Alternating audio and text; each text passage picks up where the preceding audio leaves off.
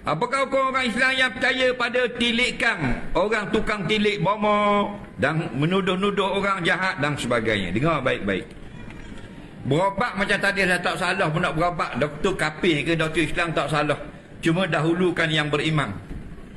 Faham lagi? Tapi ada datang kepada kita patah larang garis panduan.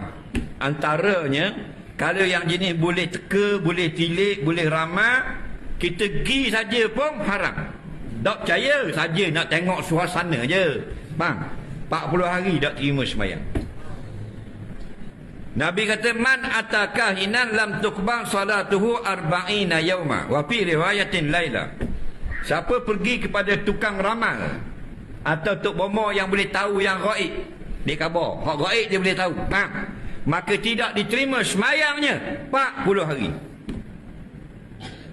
Kata Imam Nawawi, kalau dia sembahyang tu memang wajib sembahyang, tak ada pahala 40 hari tu.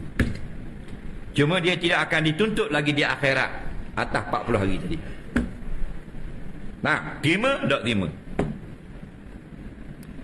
Maknanya dia pergi saja. Kawan dia duk percaya sangat. Dia tak percaya saja, nak pergi tengok. Faham? Faham lagi? Dia tak percaya. Tahu dah lebah. Saja je. Pergi ra'i. Faham lagi ra'i? 40 hari tak terima sembahyang.